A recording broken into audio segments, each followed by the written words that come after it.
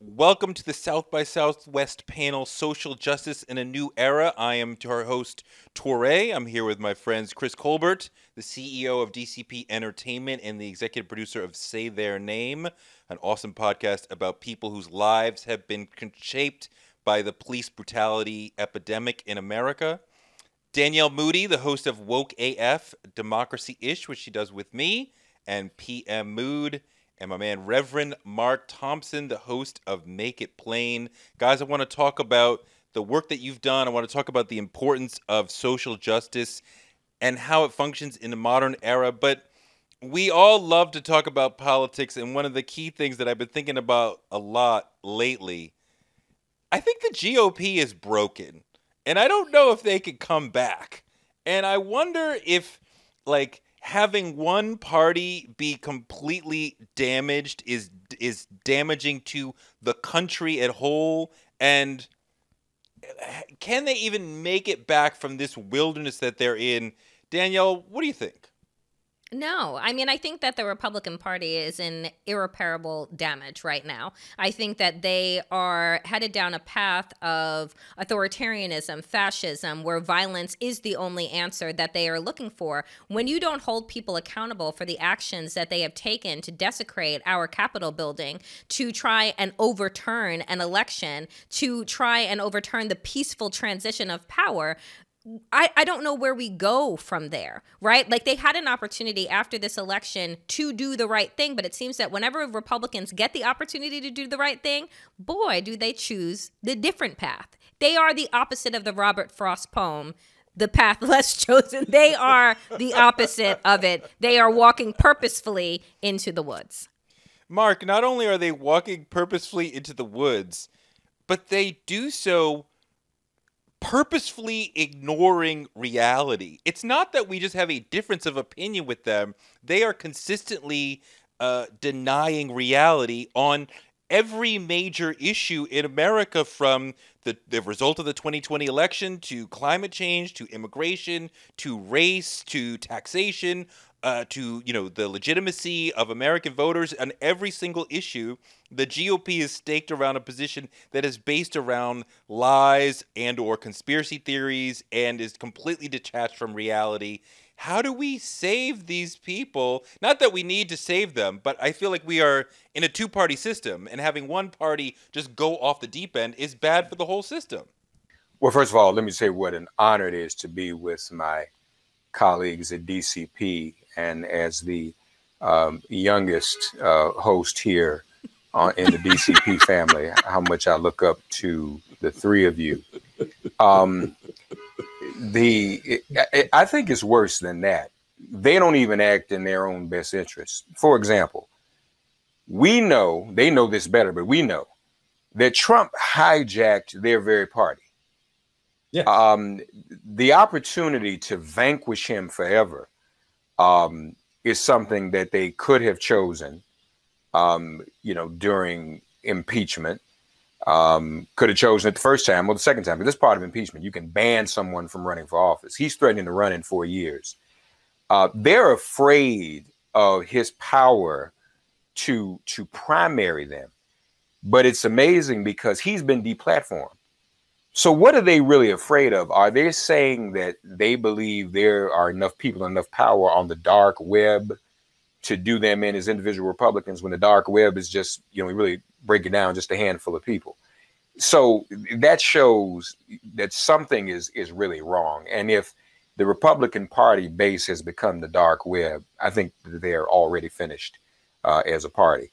I would respectfully disagree, my elder brother Toure, in terms of us having a two-party system. I think that the Democratic Party is multiple parties, many parties, MINI. When you look at all the different constituencies, and if you broke it up, you would have a multi-party political system. The Republican Party represents one constituency, privileged, rich, old, decaying white men. And if it would go away, you'd still have a political system, as I said, with a multi-party democracy, just represented by all of the different constituents in the Democratic Party. That's why sometimes it's difficult for the Democratic Party to all get together and get along. But I think the Republican Party is obsolete. I mean, I think that any gigantic party that's trying to pull together 50 million people is going to have to serve multiple constituencies.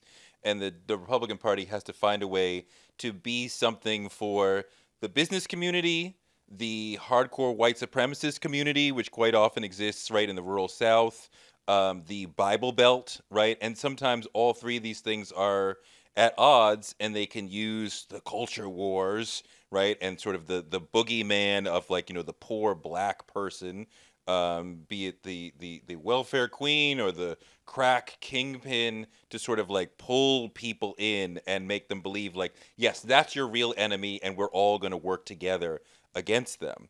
I mean, I do see the Democratic Party as much more disparate, but we don't function the same way in terms of like needing an enemy, needing a villain to pull us together. We seem to want to lift the country up. The Republican Party consistently wants to create a villain who they want to pull down, who is ruining the country, who they must fight against, be it black people, Latino immigrants, gay people, trans people. There's always an enemy, which is part of the problem with that whole party. No, I agree. And the point I'm making is Democratic Party functions more like most multi-party democracies around the world. And I think if that were it, we'd be content with that. Republican Party doesn't, to me, even needs to exist anymore. I'm sorry, Danielle. I was going to say the same thing. I don't think that they need to exist. I think that they are obsolete. I think that if you are looking at a party that pretty much functions like the White Citizens Council did back in the Civil Rights era, it's like, what are we doing here, right? So the KKK, the Proud Boys, like, this is a constituency now, right? So for me, I'm like, that's the story that needs to be consistently told. This isn't a political party. It's a domestic terrorist organization. And if we don't tell the truth about that, right, then we can't handle it in the way that it needs to be handled. But Chris, I don't know that they're obsolete, because there's no reason why they can't put together 50, 51, 52 million votes in 4 years and seriously compete for the presidency. Now, the Republican Party has won one popular election in the last, 30 years, I believe it's been. So, you know, the odds are against them, and that was only because of this a pro-Iraq war sentiment and the patheticness of John Kerry. But the Republican Party is not fully dead. They're just lost in the wilderness. No, especially when you talk about a party that is predicated, especially now, around propaganda, around, getting away from fact. And so, how do you fight against a organization, a party that is basing everything on their own whims to stir up that fear that, gets them the votes that they want? And then you think even further about how America is kind of sliced between these different media entities, and middle of America getting primarily their news through Fox News and Sinclair Media. And when you have that and you are constantly being fed propaganda, how do you get those people real facts? And how do you convince them that they are real facts? And that is where, to your point, the GOP is not obsolete. They are maybe obsolete in terms of, real things that are happening in the world, but they are not obsolete in terms of the people who back them because of how they have stirred them up through this propaganda. I mean, Danielle, part of the thing is that the American democratic system, the American government system, it's easier to stop something than it is to accomplish something. So I feel what you mean when you say that the GOP is obsolete in terms of delivering valuable solutions for America. But they are still here. They are still enough a part of Congress that they can say no. And when they're constantly saying no to everything, it becomes difficult for the Democratic Party to just try to deliver valuable things for people suffering with COVID, people who want relief from campaign finance, tyranny, people who want, black and brown people want change, gay people want change, all these sort of things that we could do. We could have a much better country, but you front.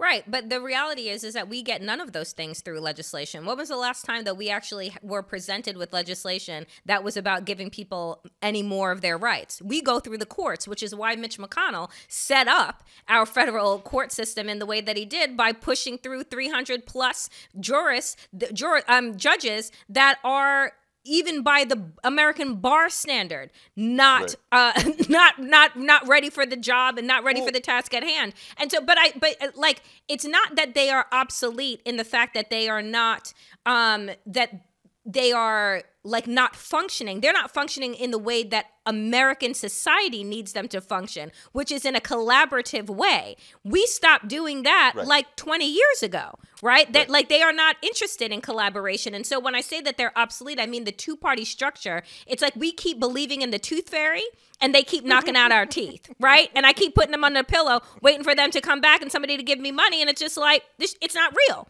right? So you can't fix things when you don't understand the root of the problem. And I'm saying, let's get to the root of the problem. Let me tell you something. I got 2 kids. The tooth fairy is not real, okay? I do that shit, okay? I put $1 under their freaking pillow. Their mom puts $5, and I'm like, no, stop. Inflation, I will take my own teeth out and come to your house if that is the case. Get $5. Get $5 a tooth. Come on. Well, my daughter's taller than you, so I wouldn't even notice the difference. But, Mark, do you think that you're able to use your show to create justice? Do you think you are able to inform and mobilize the faithful and the allies? Or do you think that you're able to change minds of folks who are maybe on the fence? You probably aren't getting many listeners who are total righties and are like, I'm going to listen to Mark Levin and then I'm going to check out, Mark Thompson. But I imagine you get people who are like, yes, Mark is the truth, and then some people who are a little on the fence and so do you think you're mobilizing folks or you're changing minds or a little of both? How does that work? I think it's both. I've been fortunate enough somehow through some miracle to be somewhat of a crossover artist on radio. So I've had some people who normally might not want to listen to someone like me for any number of reasons, be it because of the color of my skin or my perspective as an African American. Some have had a problem with my title as a minister. And that was something I really had to work on because, that's something else has happened. The GOP has vulgarized faith by the way they've claimed it and twisted it and put their moniker on it. So sometimes people say reverend, they say, oh, we weren't a part of that. And I've been in situations, even with people who aren't necessarily in the faithful. So we don't hear from a minister when they hear, well, I'm a little different. And not that I proselytize on my show, but, we talk about issues of justice, which my theology says is what Jesus did. And I can talk about that every day without talking about Jesus and the Bible. To me, that's still religious. And people say, oh, is this what this really is? I can get down with that. But yeah, I think a difference is being made. I think that, what we were able to do with our shows, in particular, all of these shows represented here, all 4, was raise the level of conversation during the moment of reckoning in 2019 with not only the pandemic and the police-demic, but also remind people of the importance of voting. I mean, there is a new president and there is a new Senate majority as a result of us raising these issues and talking about the importance of people voting and getting involved. And every contribution we can make through any number of listeners who get that is a difference. So, yeah, I think so. And last, let me just say this. It has gotten worse in terms of we are in the biggest disinformation era we've ever been in. If the 4 of us just get on like we're doing now and just talk about general, non-controversial facts, we're doing something revolutionary. Because everywhere else, particularly on social media, there is so much different. If we just did for a whole hour, hey, y'all, the sky's blue. We talked about 1 hour of the sky being blue. That still wouldn't be enough to cover the hours and hours and hours and hours and the number of tweets and other information that is disinforming people, because it's all about the power of suggestion and repetition. So the falsehood. We just come on for an hour and say the sky's blue. We're still hours behind. When we were young, Mark, there was something, and I'm explaining this to Danielle. There was something called the newspaper that came to everybody's house, And Danielle does not remember the news is before her time. But everybody's newspaper was the same. The New York Times was the same in my house as it was in your house. Now we have the algorithms where we look at a Facebook or what have you, and the news for me is different than it is for you. And so, of course, we look at the right and say, are you from an entirely different planet? Well, yeah, the news that I get is entirely different than the news you get. So how would we even be able to have a conversation based on a shared set of facts when the right, and I reject the notion that we're both in our own bubbles, because as a progressive, there's nothing that I believe where there's a community of experts saying that's not true. There is most of the major things that the right believes are based on ideas that most experts would say that's not true. In a group of facts, in a group of areas that's already been enumerated in this conversation. Chris, you executive produced and hosted a really successful, really powerful podcast called Say Their Name, where you went deep into many, many homes and families where their lives had been irrevocably changed by the police violence epidemic. Most of them, people have been killed. Some of them, people who hadn't been killed.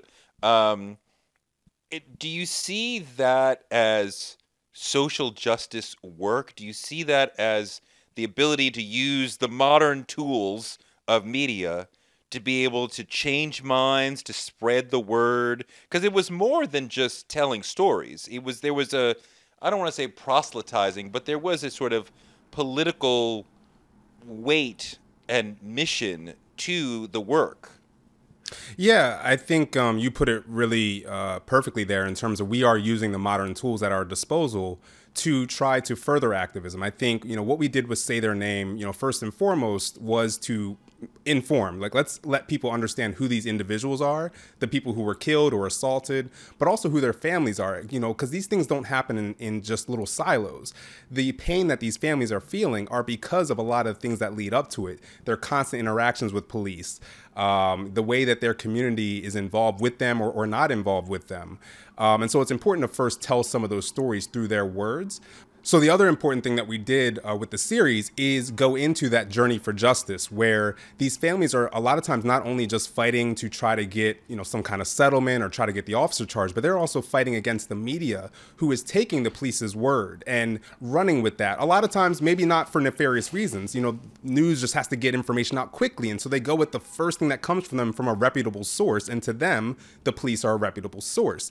And so what we find many times is that I'll use the story of Jamar Burns Hill, known to many as Jamar Clark out of Minneapolis, where the original story that came out about him was that police had came to a domestic disturbance and ended up killing him because of that disturbance. What actually happened, according to the family, and the police admitted to it later, is that he was actually just there helping a friend get into an ambulance. And the police came and escalated a situation, which got them on the ground tussling, and then they shot him at point blank range. But once that narrative is out there, it is hard to reverse that narrative. And the media loves that clickbait. They love those sexy little things that'll get people to listen and tune in. It's all about ratings. And so, they're not going to go out of their way to let you know, hey, we made a mistake before, because they're going to feel like, oh, well, that audience isn't going to come back to us for responsible reporting. So by us providing this platform to the families, it allows them to tell a narrative that the media hasn't told yet. And I think that's where the activism part comes in, just from the basis of them being able to tell their true story.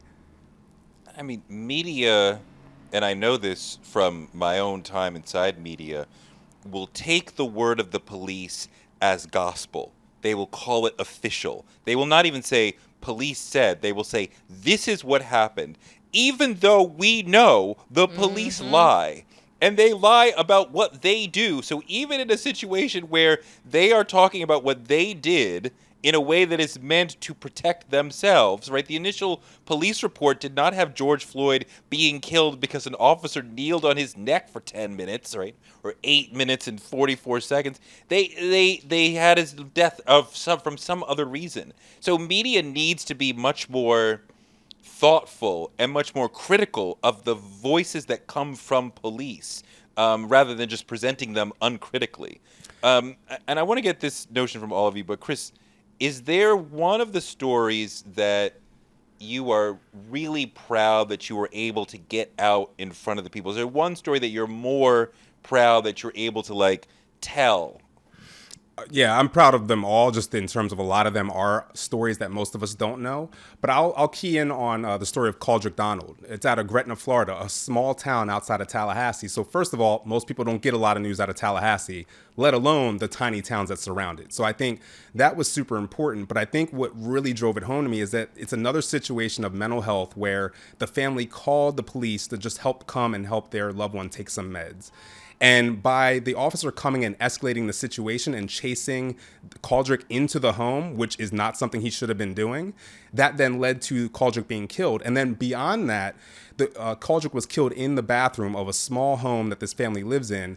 And because this family isn't very well off, they didn't get any kind of real settlement from the community or from the city. They still live in that home. They literally walk past that bathroom every single day.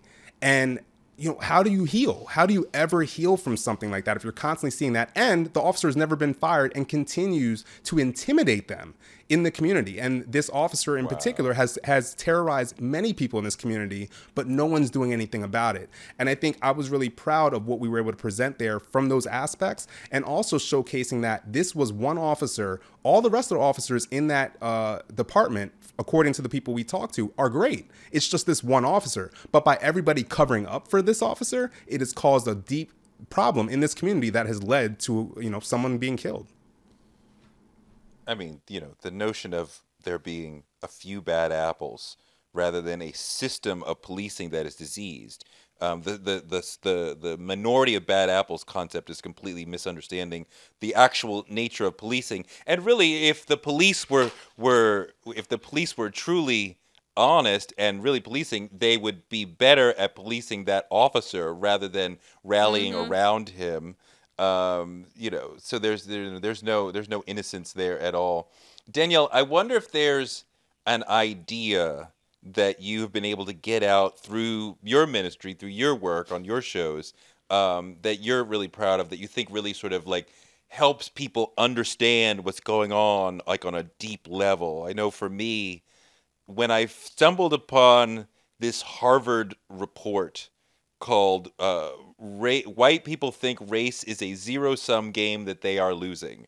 It like pulled together so many strands of what modern racism is all about for them and why they feel entitled and victims at the same time, and why the rise of Black success in politics, slightly in economics, slightly in wealth, slightly in other areas, can be so threatening to them.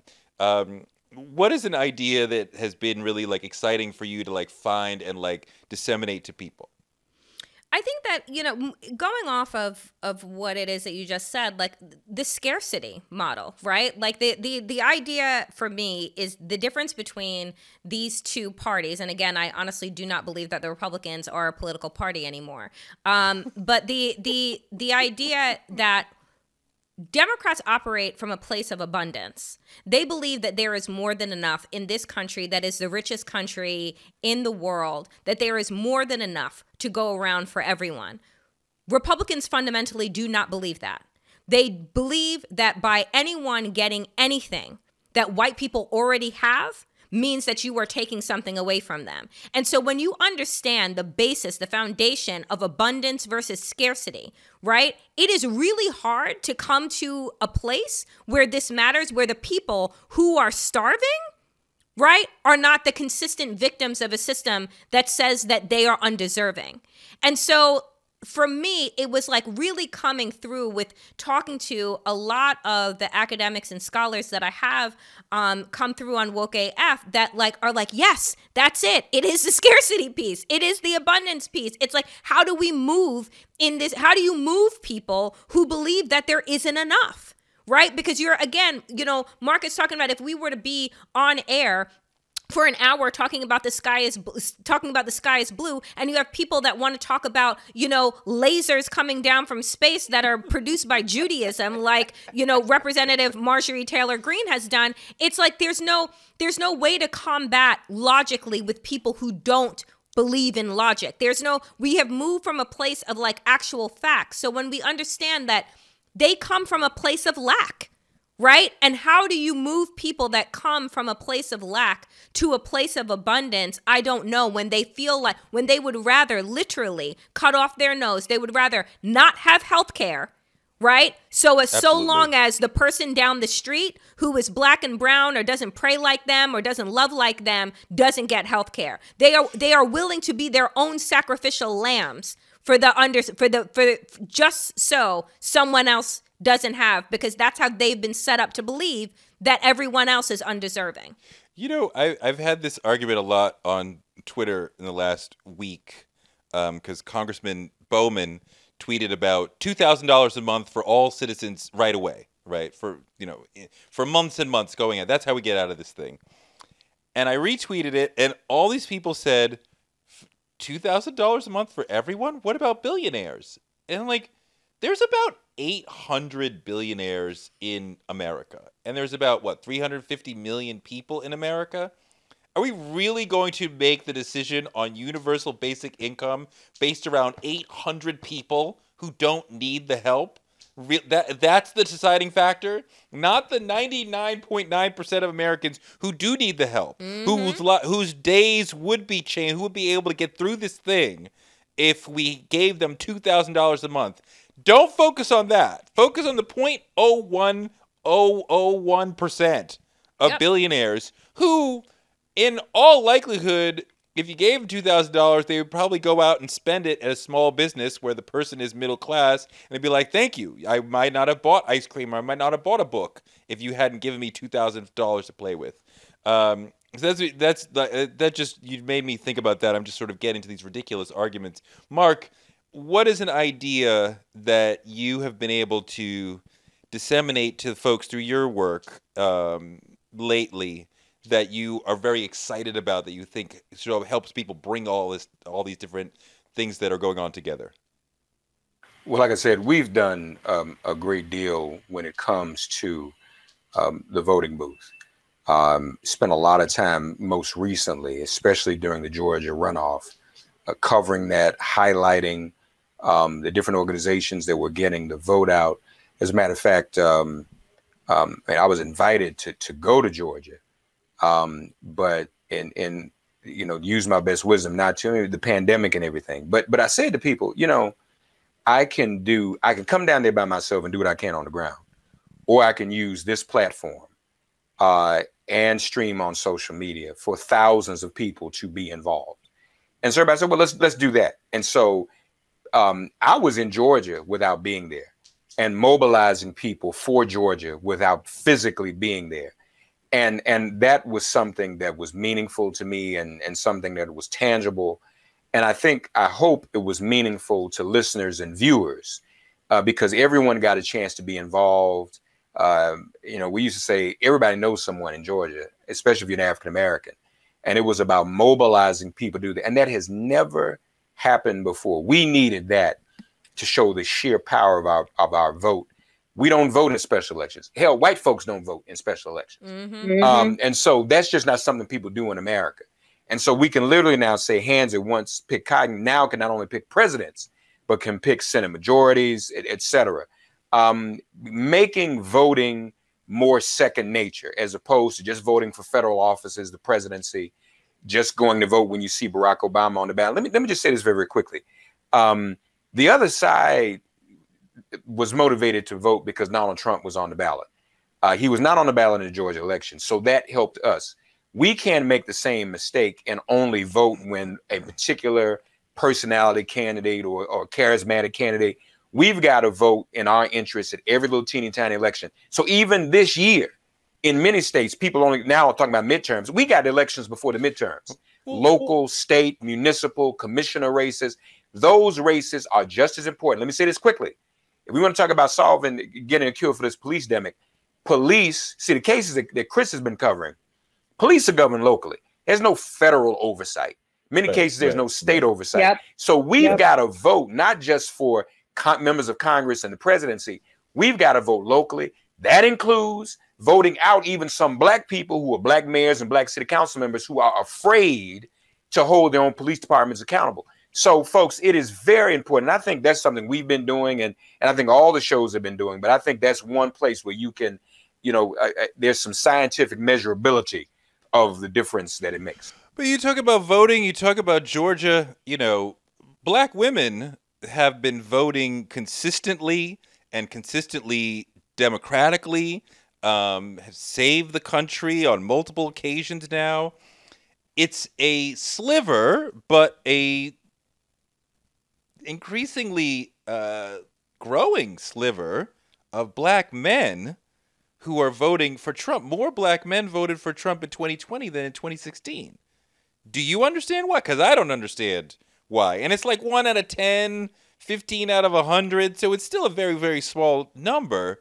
But I don't, I don't understand why an overtly racist even in the videos of the Capitol insurrection on 1/6, there's a sprinkling of Black people in the crowd with MAGA hats.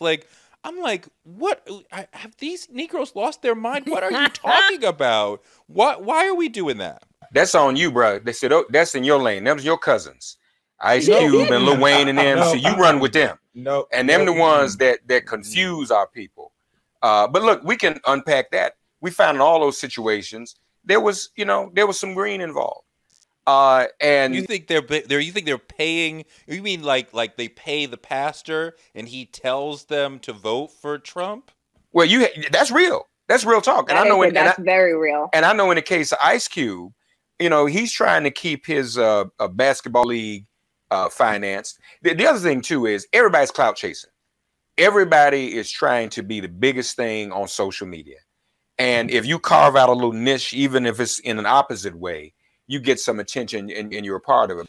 I think that's an important point that a lot of Black men in particular like to be to take that contrary position.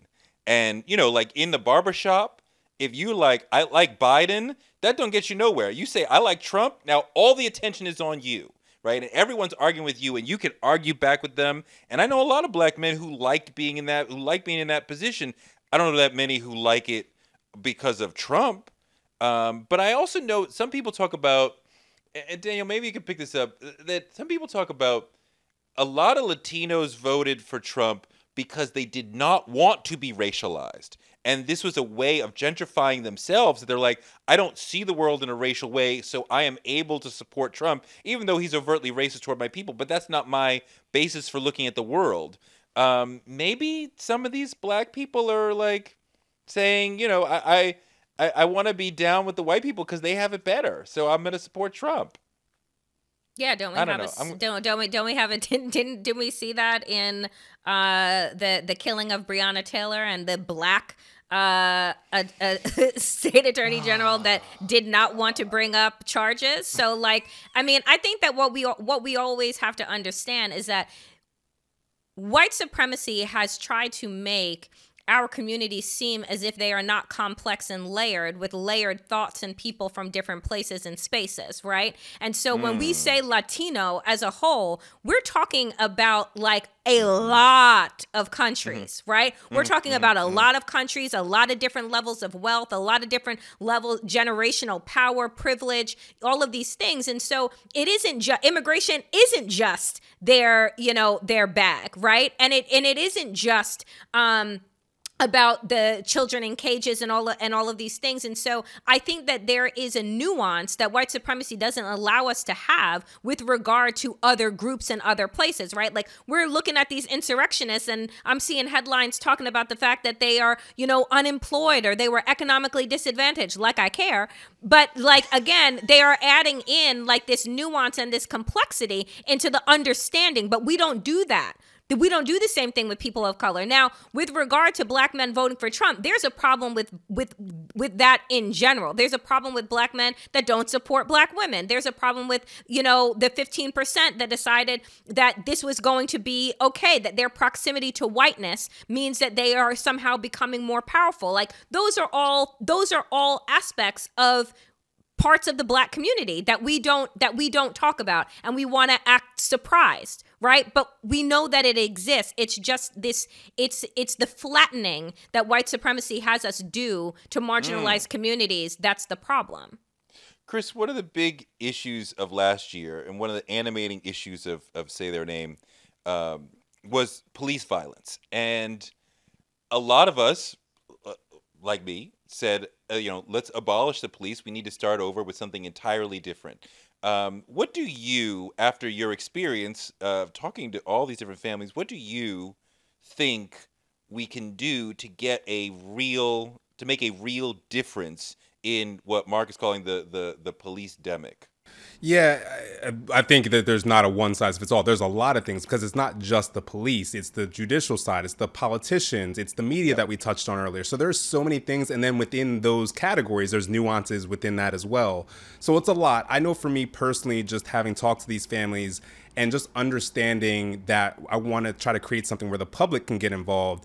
The public can get involved by voting, but in order to vote and understand who to vote for, we need information. So for me, the big thing would be police accountability around us tracking police records, understanding where these officers are coming from, the situations they've been in the past. Many of these officers, as we have found, tend to be repeat offenders, people who assaulted somebody before and now they've killed somebody. In some cases, they have killed people in other cities or states and then have moved somewhere else. And so if you have a record where you can keep track of these instances, then you can actually, make sure that you don't vote in the police chief who is letting that happen. Or if in your area, it's the city council who appoints the police chief, you can hold them accountable for putting a police chief in place that's allowing that. But without that information, it's hard for us as the general public to hold people's feet to the fire. And, I've been watching way too many impeachment trials over the last couple of years. So I will use the term, I'm going to yield my time to Mark Thompson, because I know he's been working with some people that have really been putting together more of like a complete package. So I yield to Mark Thompson.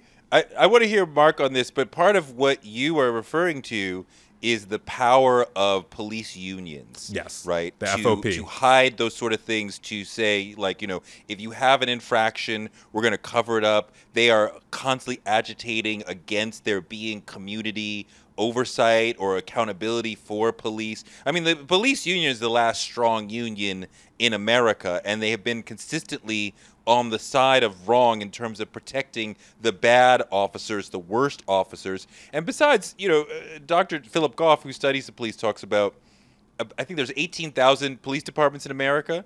Most of them have 12 officers or less. So they all know each other. They all really know each other, support each other. If, Jim shoots somebody on the job, and there's only 12 of us in the department, we probably have respect and understanding for Jim. And when Jim needs to go to another department, somewhere else, another city somewhere else, those 12 people, either if they call our department, will be like, hey, Jim's a good guy. Like, he did what he had to do. He did what you would have done, rather than telling him, Jim's a freaking crazy person. Mm-hmm. He's out here shooting whatever black thing moves. But Mark, are you in favor of police abolition? Do you think we need to start all over? Of course. I'm totally in favor of it. And I know that some people, even some Democrats, that's a bad word. Defund is a bad word, let alone abolish. But watch this for a minute. Let's tie all this up. Danielle mentioned that the Republican Party is a domestic terrorism organization, which it is. Yep. We have to, for those who have a problem when we say defund and abolish, just think about it this way. We know police, their original form was to participate in slave catching enslaved people. But look at where we are now. Donald Trump is not the creator of white domestic terrorism. He's one of the results of it. He's one of the enablers. Police departments have been about this for a long time. And what we even found on January 6th was that there were members of law enforcement and the military that supported the domestic terrorist insurrection.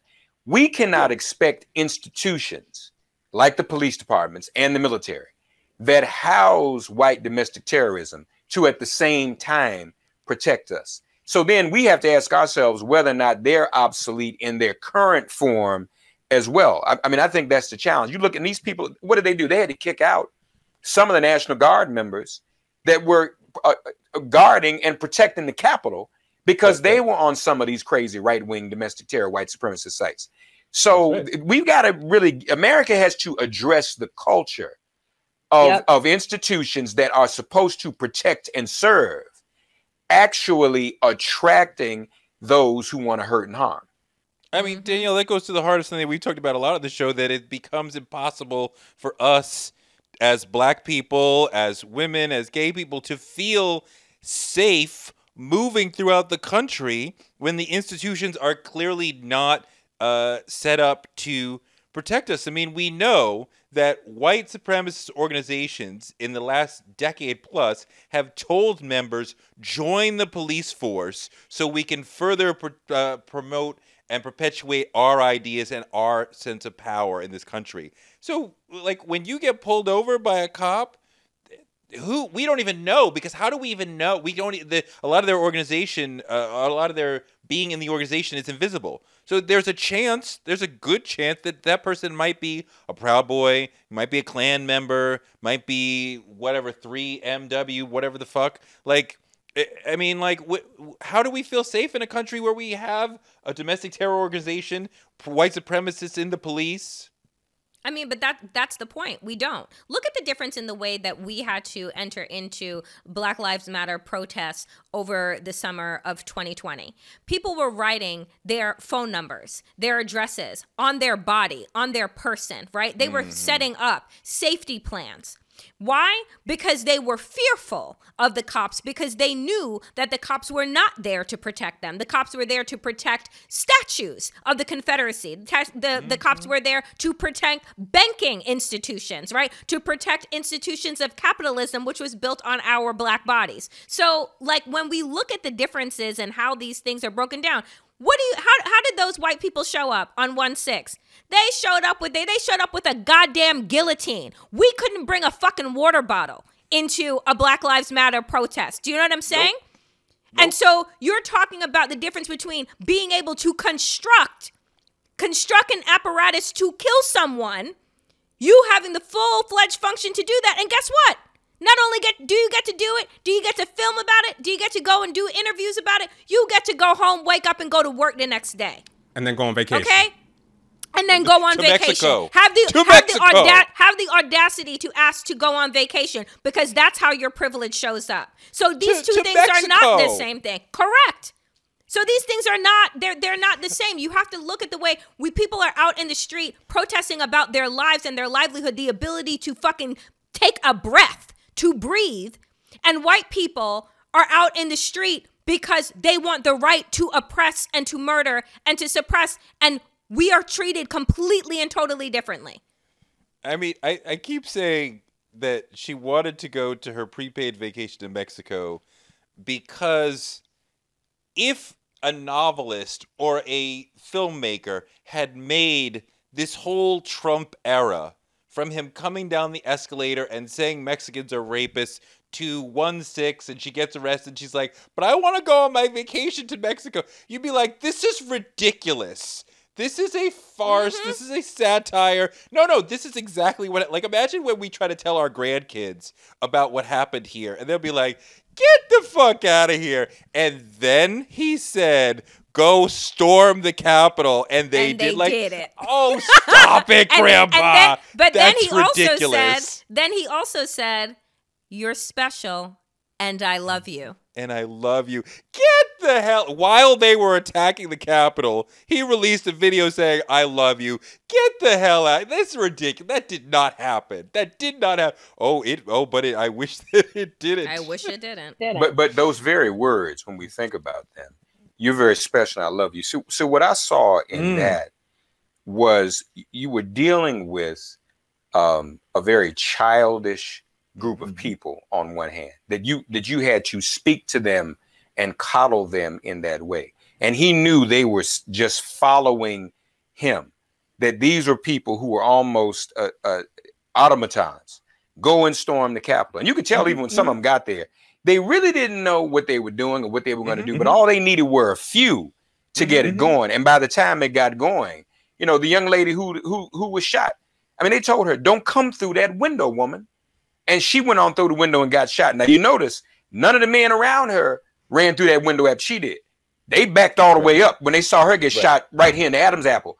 But, you know, when he said that, oh, you're so special, we love you. To me, that even more revealed the sickness and the pathology of what was going on. You don't baby people who are storming the Capitol. Oh, we love you. You're so special to us. I've never heard of that before. No, he Wild. can't. He was unable, even in that moment, to criticize people who liked and loved him and supported him. Um, because we wanted to talk about the value of social media within creating social justice, I wanted to see if we could get just some shout outs to people on social media who we love and respect and who inform us and affirm us and what we believe. I think about Linese, whose real name is Lene, who is just doing incredible work on her Instagram, just dropping science and videos where she's dropping tea and it's funny and it's smart and it's black. And she's like, I'm going to keep it brief, but I'm going to keep it black. And she just has me snapping and hooting and learning. And there's also Marie Beach, who drops so much science on her Instagram. I love her to death. We'll start with you, Danielle. Who are some of the people on social who folks can follow who are like really empowering to you? Well, I follow Yaba Blaze, Professional Black Girl. If you want to see black joy, if you want to see black realness, Dr. Yaba Blaze is the brains behind Professional Black Girl, and it's brilliant. I would also recommend, that rest is also a part of the revolution. The Nap Ministry on Instagram is giving me so much life because they are talking about rest as revolution and rest as what Black people need, that we are not machines, so stop grinding. And so that is led by another brilliant Black woman as well. So there are so many, because I try and do a mix of my political folks who everybody needs to follow, my lawyers like Sherilyn Ifill and NAACP, LDF, and brilliant folks like that. But I also need my Black people that are gardening and planting and starting apothecaries, and doing things that are healing, because this time is so traumatic. That was one of the things that I learned when I spent a year hanging out with Black Lives Matter folks about 5 years ago. I did a big story on them for Rolling Stone. I spent like a year sort of just talking to different people. And they were like, yeah, media loves to see us when we're trying to shut down a highway. But so much of what we do and what we need to do is self-care. And that might be taking a little spot in a public park, making it, this is an all-black space, and we just hang out. We just be for, an hour or two. Or it might be just going on a date with your husband or your wife so that you're recharged. And that, like, just taking care of your spirit is so important. And it's boring for mainstream media, so they don't report on that. But that is such an important... necessary. As Black people, we are in the struggle, like, all the time. You wake up, you're oppressed by these messages. Back in the days when you would travel to work, you would go into an office where you're like, oppressed by being a minority and the messages you're getting. And it's like all day, and to like have that time of recharging and self-care, be it listening to PM Mood or watching Judas and the Black Messiah, or like just sitting there with your significant other and just vibing out, like that is it's part healing. of it as well. We need to understand that as much rage, and everybody who listens to Woke AF knows how much rage I am filled with on a regular basis. I also rest, right? Like I also need to restore. I also practice yoga and meditate every single day, twice a day. Like these things are purposeful, because the whole idea behind white supremacy too is exhaustion. Right? To wear people down, to wear us down as Black people, and to make us feel like we don't matter, like you can't get up, all of these things. And so when we reclaim our time, shout out to Auntie Maxine Waters, when we reclaim our time, we restore our energy and allows us to be able to go back to the front of the battle lines. I know Danielle very well. The rage is real. It's not an act. It's just It really is. It's real. Chris, straight up, Quickly. quickly, tell me one or two people on social, Twitter, Instagram, whatever, who are like social justice folks who like really move you. Who, me? You can go, and then Chris. Ooh. That's the hardest question you've asked, because I'm gonna offend someone by leaving someone out. I don't know, man. It doesn't have to be complete. Just one name the folks can ride with. So well, I mean, obviously, I follow Tamika. I follow Tamika Mallory.